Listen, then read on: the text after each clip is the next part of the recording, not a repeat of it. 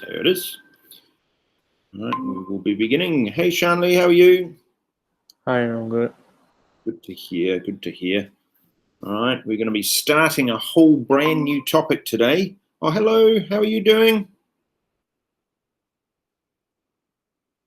Good.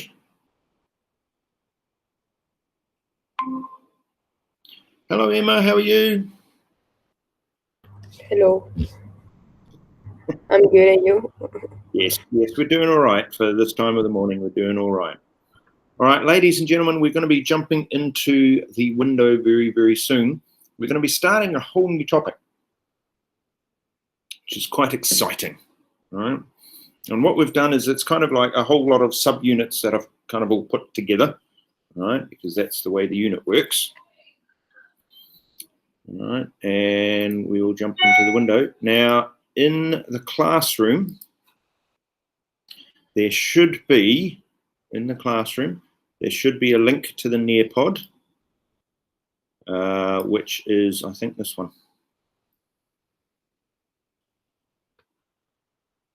I think. That look like the link? Yes, that's the link. All right. So K9BGJ. K9BGJ is the link. If you could join us there in the nearpod.com, that would be fantastic. All right, so here we go. We've got a couple in already, which is good. Just waiting on the rest to arrive. Come on, team, jump into the Nearpod.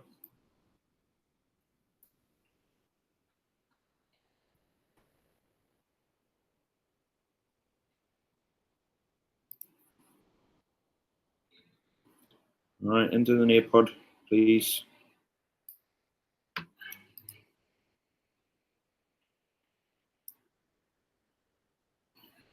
right, we had Kane, but now we've lost Kane again. Here we go. Brandon's in. It's good to see. No Jackie as of yet. If you haven't turned up to class thus far.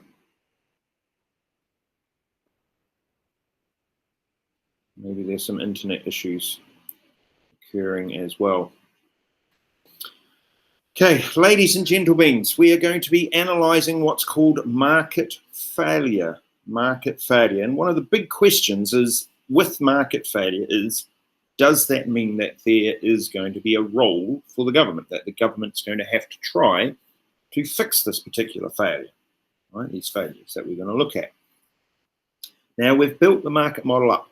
Okay, supply, demand, we've looked at the equilibriums, we've seen shifts and changes. We've talked about how the market is actually quite efficient where it sits, that allocation of scarce resources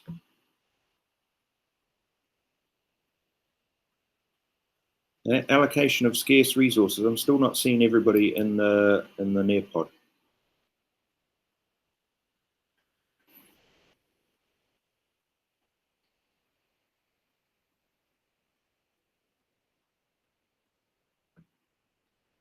Right, so if you're in the classroom but you're not in the Nearpod, all right, that doesn't count. Yeah, you have to be in the Nearpod as well, ladies and gentlemen.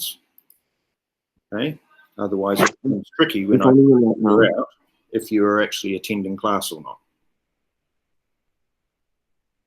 All right, so please don't make it difficult for me to mark the register. As if it's difficult for me to mark the register, that means that you run the risk of being marked absent for class, which means you get emails home and mum and dad get a bit upset. So please just make sure you are doing all the right things, turning up when you're supposed to turn up and logging in when you're supposed to. So this tells me that you guys aren't in there, Kane. All right, you have disappeared, and it may be that there are technical issues. There sometimes are. All right, and I haven't got a Jackie in there. Oh yes, you're in there now. Abu, are you joining us? Yeah, I'm signing in right now. I'm trying to find the link. Okay. All right. So let's have a look at this idea of market failure. Now, we saw when we had elasticities that there were going to be different slopes to the curves. We also saw that if the government was to intervene in the market, i.e. putting in a price floor or a price ceiling, excuse me, then that would actually create a disequilibrium in the market, a surplus or a shortage, and it would be a legal one, which means that you couldn't change it, okay? So if that's the case, then in those situations, the government is actually causing the market to fail, all right? So that's something to consider as well. Now, what do you think it means for the market to fail? You've got about 30 seconds. This isn't to ask Dr. Google. This is just your thought. What do you think? Without any other information, bang, what do you think? There you go.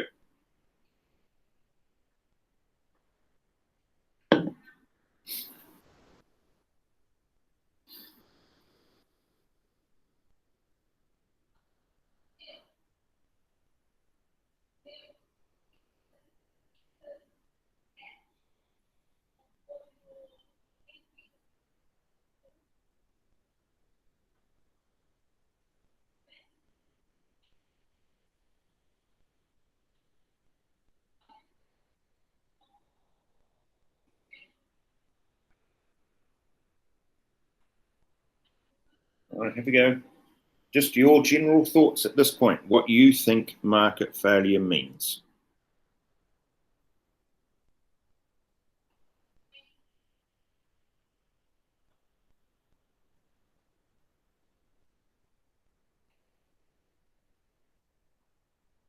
And Lancelot today.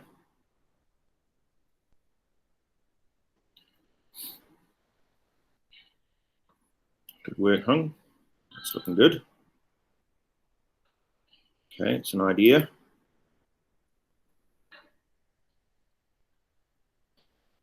Yeah, that looks very much like Dr. Google was asked.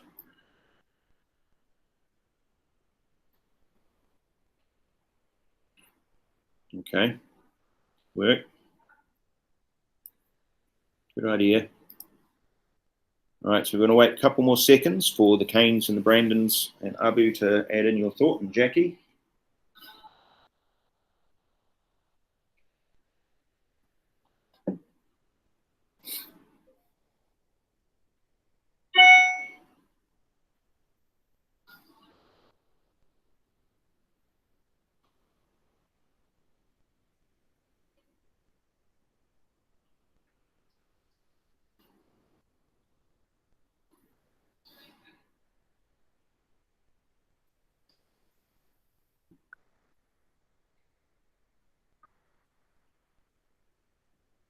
There we go, guys. You don't need to ask Dr. Google. You just need to put down what you think. Yeah? Yes, that's right. That is... Okay. Good work, Kane. Come on, Jackie. Come on, Abu. Have a go.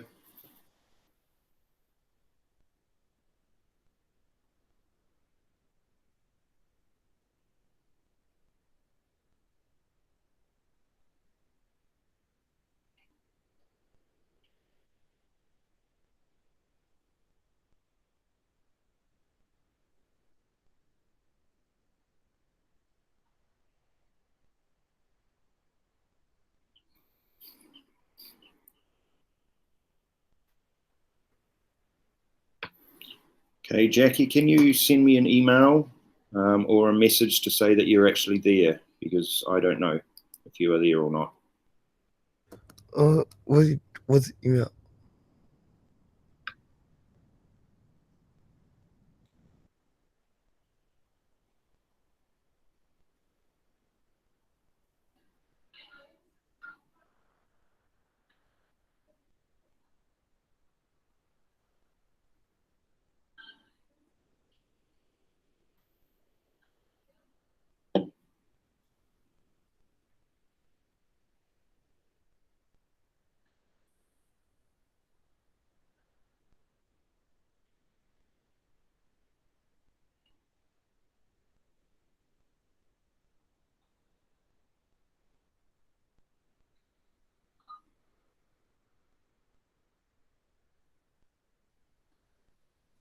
So the question was, Jackie, what do you think market failure means? Yeah, so just What do you think it means? Here we go, please.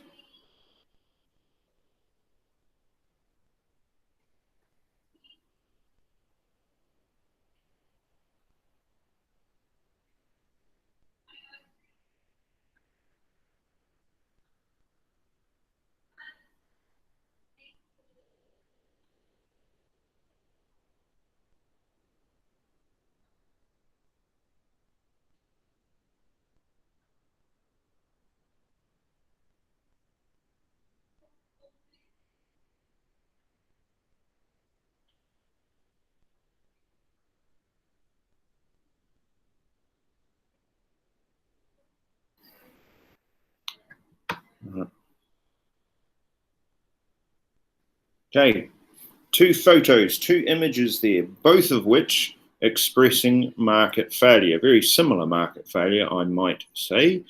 What do we think the market failure might be? In fact, I think that's the question I asked next. Right? One more? No, okay, go back. What do we think the market failure might be in these pictures?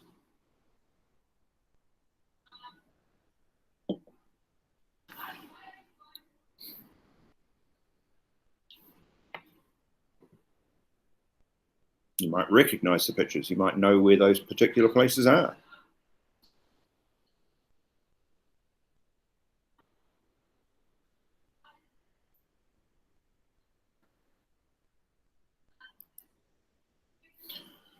Right, so let's get to formal terminology then. Here we go, definition time.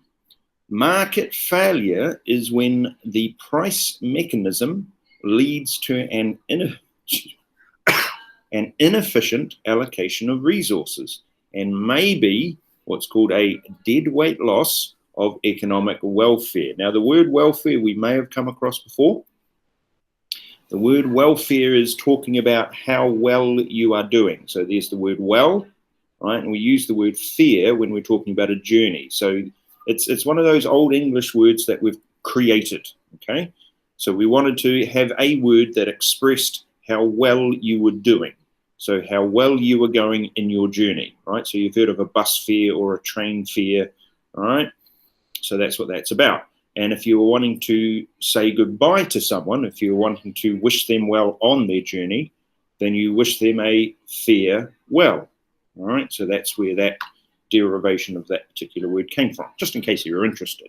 All right, so we're talking about economic welfare. We're talking about how well off people are, talking about how able they are to live well.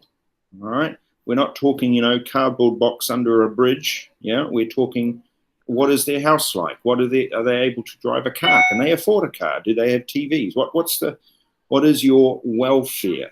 All right.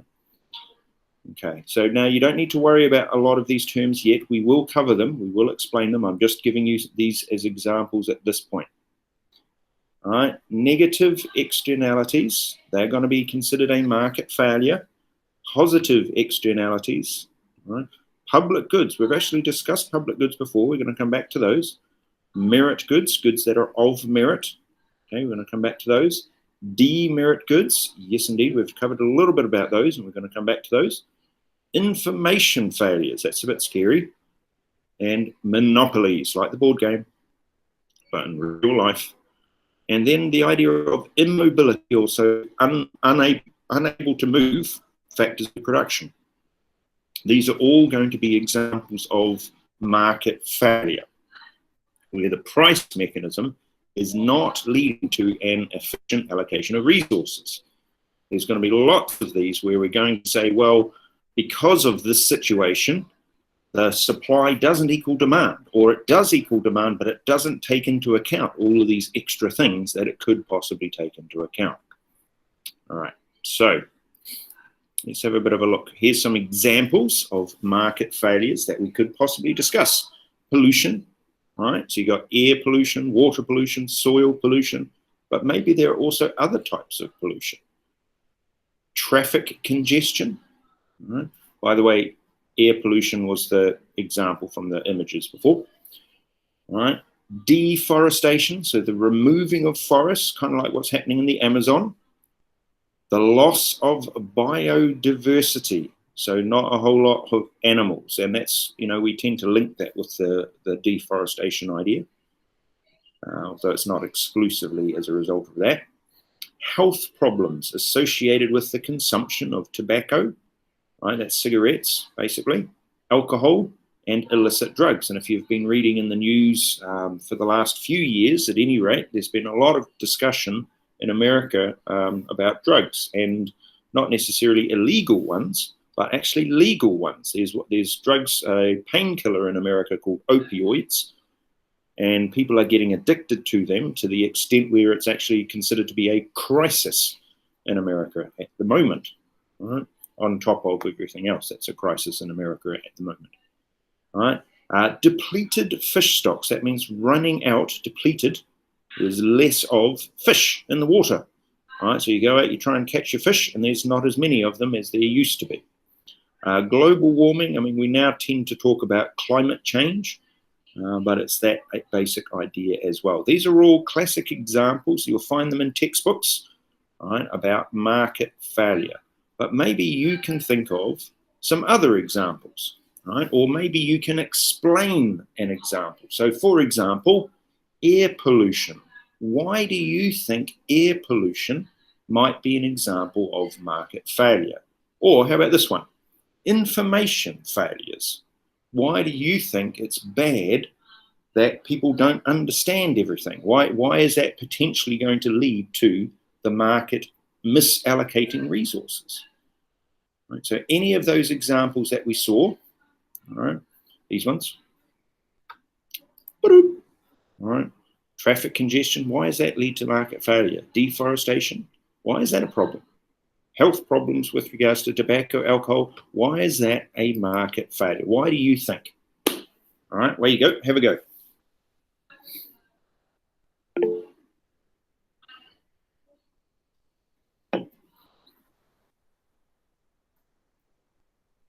No problem, good to see you.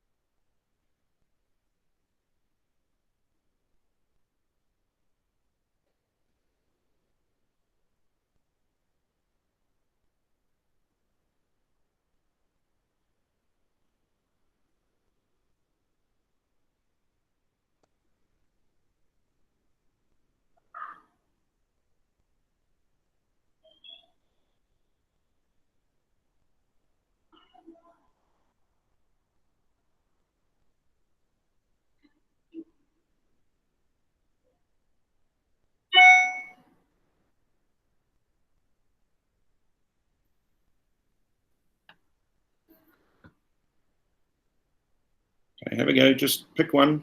Why do you think pollution is a market failure? Why do you think traffic congestion, so the build-up of traffic, is a market failure? Again, I'm just wanting your thoughts at this stage. We will be explaining these as we go along, but I'm just wanting you to see what you can come up with. I'll give you about another 30 seconds.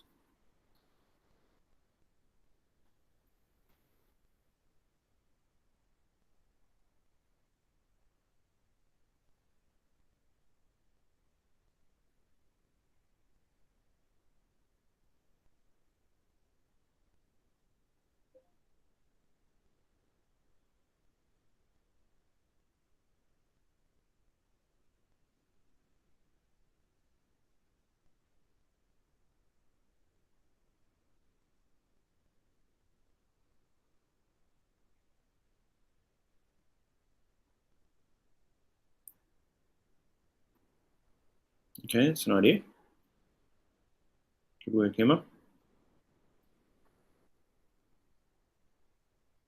Okay.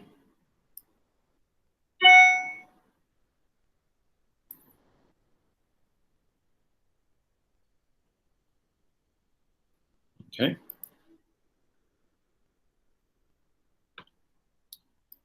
Oh dear, Kane. Good thinking.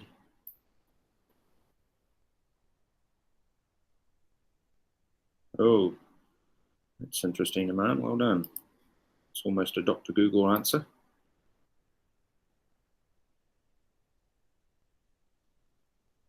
Okay. Good. Just a couple more to have a go.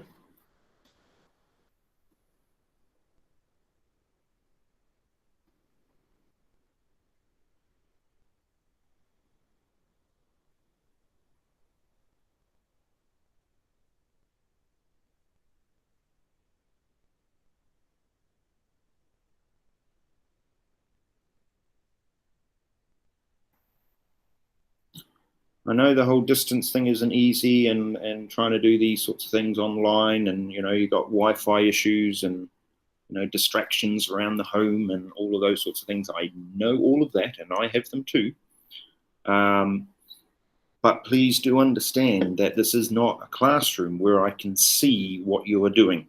Yeah, I can't walk up and look and see you writing, and this is what I have to rely on. Yeah. So if you aren't doing anything, then I have nothing to see as to what you are able to do. Yeah. So therefore, I can't say that you are even in the class. Yeah. So if you aren't putting answers down, team, then I've got no choice but at the end, when I do the register, to actually mark you absent. All right. Okay. That's what will happen, and it'll have to, because you haven't participated. And in a classroom, I can see that easily and cajole you and get you to do something. But here online, it's a lot harder. Okay, so try not to make my life harder. That would be nice. Right, so let's take it a little bit more of a dive into what it is that we are thinking about. Let's have a look at one of those examples, okay? Now, we're going to be talking in general terms about goods and giving a bit more detail, right, than what we learned all the way at the start of the course about goods and services. Now we're going to be thinking about what makes it a private good, all right? So these are the goods that are going to be bought by you and me. Right, those private goods, they're the ones that individuals are going to buy and consume. They're the ones that businesses will provide. That's the Coca-Colas of the world. That's the Apple of the world. That's these private companies that profitably sell goods and services. Those are considered to be private goods. Now, we know they're private because they've got two things in common. Yeah, these are their characteristics. Now, characteristics is an old-fashioned word for behaviors, all right? So when you're talking about someone's character, you're talking about how they behave quite often, all right? So how do private goods behave? Well, they behave in two different ways. The first way is called rivalry in consumption, all right? Ugly old word, apologies, right? But the idea of this in this context is possibly a bit different from what you are used to. Right. And the easiest way to understand the idea of rivalry in consumption is that if Abu eats the pizza, that means there's less pizza for Emma. Okay? That's what it means, is that when you consume the product, you actually use it up. So there is then less of that product available for someone else, right, to use. That makes it a private good. All right? We can also think about things being excludable. Now that's even, you understand this because, hopefully you haven't been excluded from things, but being excluded means that you are left out or kept out, right? The X here, more often than not, where you see EX in a word, oh, someone else has joined.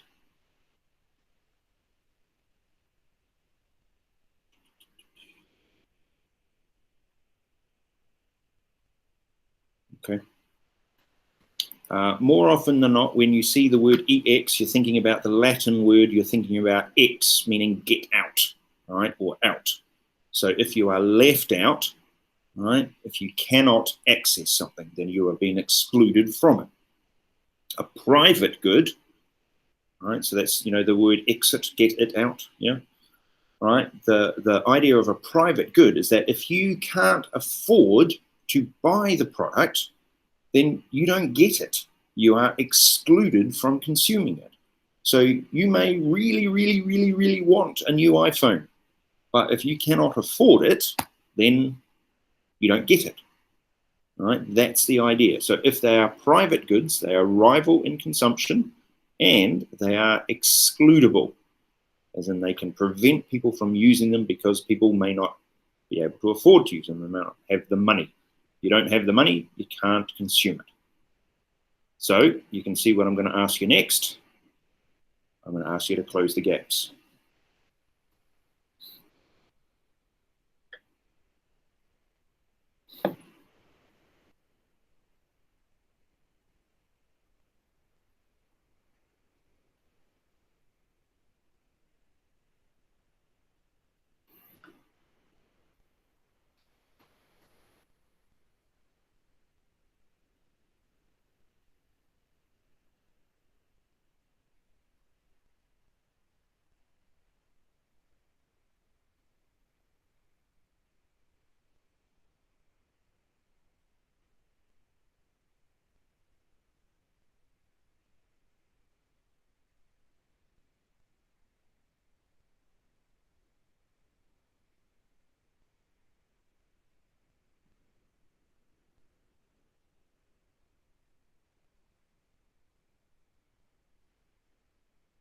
Work, Kane. Well done. Work, Emma. Very good.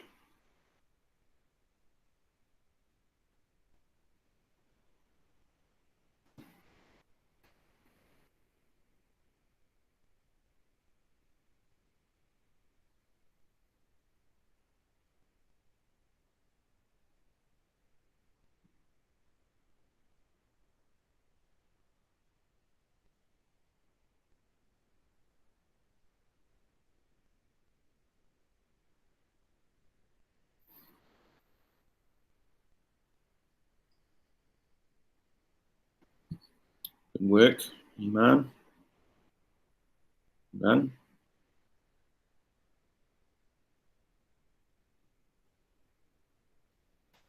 Waiting on a couple more.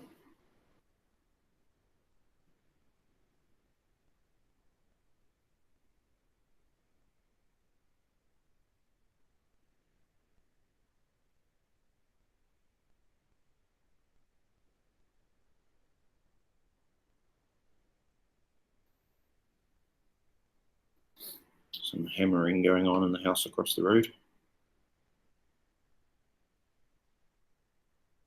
Still got a couple to have a go. Submit their work.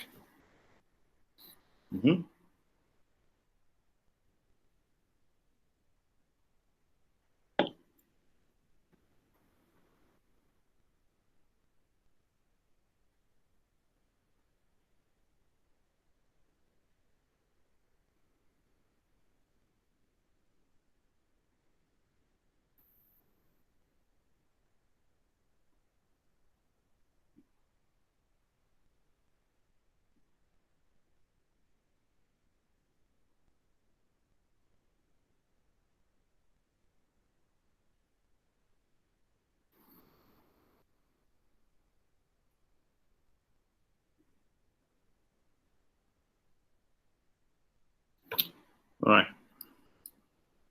Private goods are those that people individually buy and consume, and the private firms that are able to profit from them as they keep people who do not pay from receiving the benefits of them. Two characteristics of private goods are that they are rival in consumption and that they are excludable. If you don't have the money, you cannot buy it. So excludability, as said, means that if with a private good, someone can be excluded from consuming it if they don't pay. What does excludability mean, and can you give an example? The key part of this is explain, right? What does it mean? But also, can you give an example, a real life example of this principle? There you go. 30 odd seconds, please.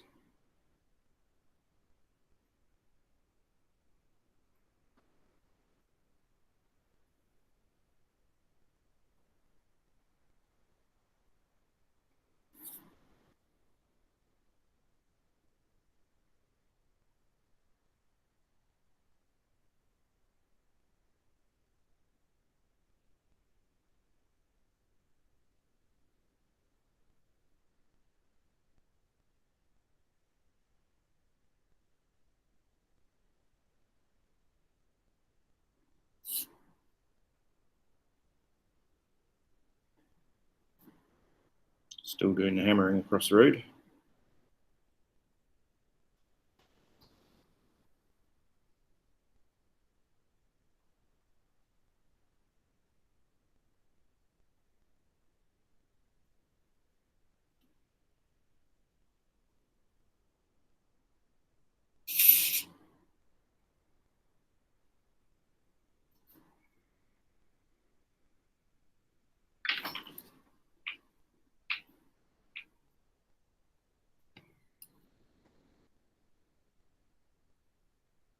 Good work, Emma. Absolutely right.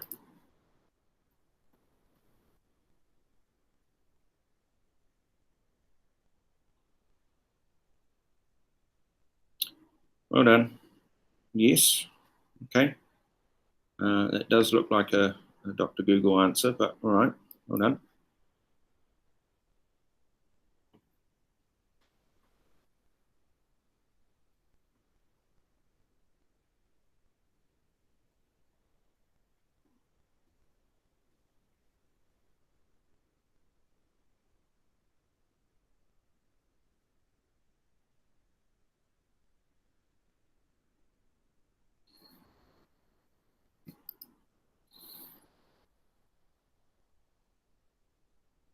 Okay.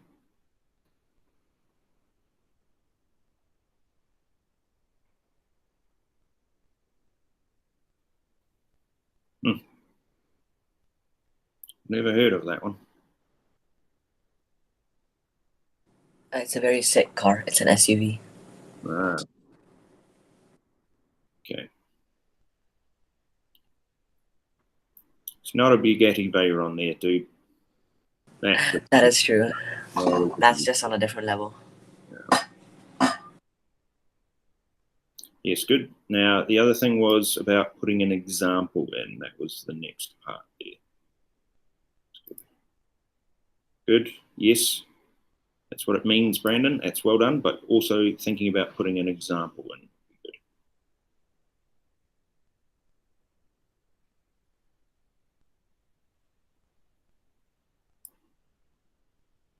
Good. Absolutely right, Hong. Well done. All right. Moving on. Rivalry. We said that if you were using up the product, then there was going to be less available for other possible users, like the pizza analogy. So what does rivalry mean? And come up with an example. Please don't use the pizza analogy.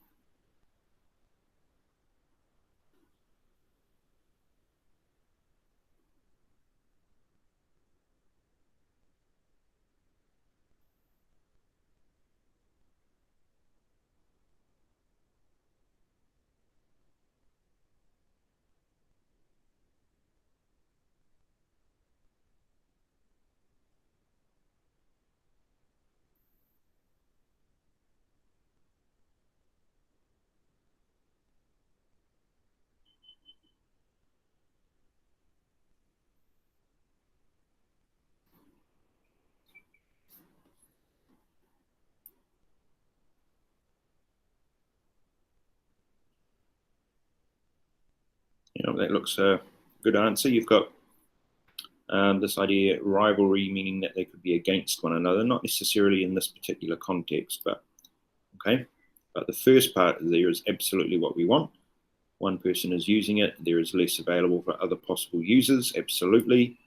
So then all we need is an example.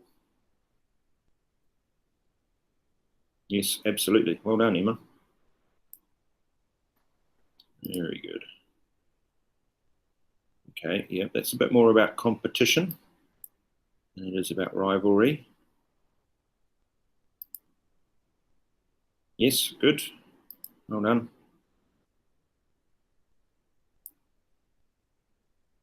Good. Okay, yeah. Wasn't an example there, but okay.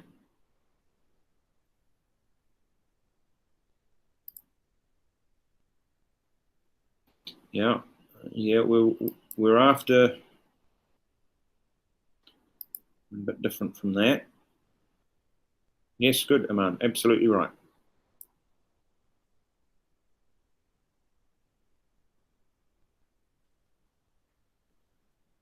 Yeah, that's a traditional view of the word rival. Right? Remember, we talked about what the word rival was. Okay, in this particular context, it doesn't mean what Dr. Google says it does. Yeah, again, same idea. That's what a traditional view, if you ask Dr. Google what the word rival means, but what we're after is the economics understanding. So we're after this idea here, right? Right, where rivalry means that as a good is consumed by one person, it cannot be consumed by someone else. So one person is using up the consumption of the good. So yes, you've got the example of houses. So one person has bought the house, it means the other person can't then buy it, use it as well. Right, or somebody else had another example. If a bakery bakes 50 pieces of bread every day. I'm not done, I'm still writing. Yeah, okay. Yes, that's right, Tisha. Just an example would be good.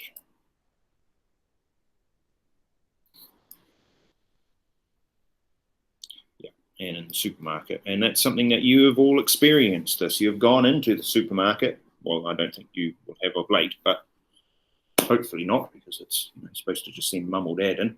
And mum or dad might have gone in and the supermarket's out of stock of, like, but in the old MCO, it was toilet paper. You went in and it's all gone. Right? One consumer takes the rolls of toilet paper and there aren't any left for you. You know? Okay.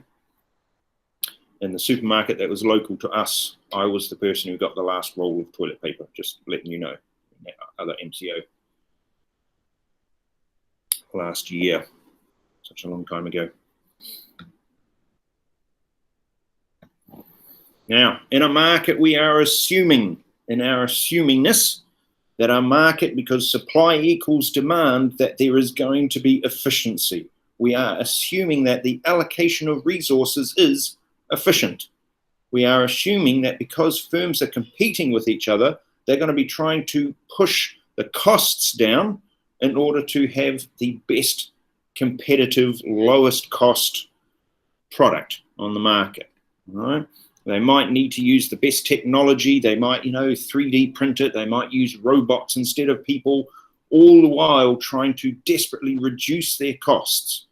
And all of that then is about the right combination of resources. Right? So that competition, the supply in the supply chain, is going to force these businesses to, try and improve what they're doing, to make it the best they can possibly do it, the lowest cost they can possibly do it, in order to compete with other firms. Now, the term that we use then is productive efficiency, which we've already discussed because we've talked about productive efficiency in the context of a PPF curve, where we said that if we were producing on the PPF curve, we were being efficient. And if we were producing inside the PPF curve, then we were being inefficient. So being productively efficient is producing the good in the least cost way. That would then be efficient. No, I'm going to skip that. All right, competitive markets also need to have what's called allocative efficiency, which means the supply has to equal the demand. And again, we've kind of, hinted at this idea when we were discussing maximum prices and minimum prices and shortages and surpluses that are created. All right. So if that happens, then you're not at that allocative efficiency because supply doesn't equal demand. Right. So we are trusting that the businesses are going to produce products that you actually want. All right. Now I'm going to jump out of the window here and go back to the meet. Here it is. Like that.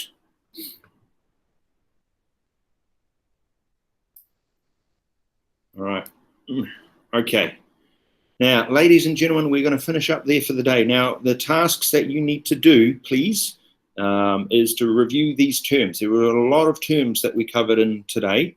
All right. There is going to be even more. As you see, all of those examples of market failure, we're going to cover. All of them. All right. So that's going to take us a little while. All right. We're not going to do them in as big a depth, perhaps, as we will. Well, we won't.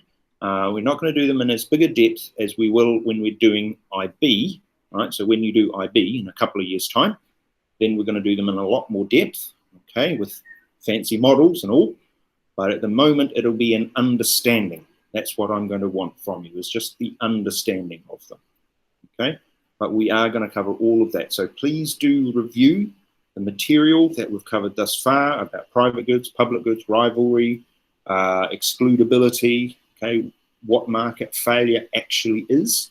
And the next task is to make sure that you're up to date. There are, some tasks, etc., that I'm still chasing learners up for across both different classes. All right, so we need to make sure that we've done those. And all right, there are also some of you who might want to go back to some of the older tasks and do some improvements and then resubmit them. That's absolutely fine. You're welcome to do that. All right.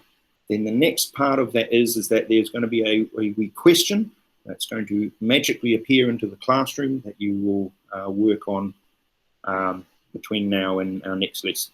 Okay. Otherwise, as we'd say in the land of my birth, hey kornera, which means goodbye for now. Thank you, Mr. David. Thank you. Thank you. Thank you. Bye. I'm going to have to mark you absent, Jackie.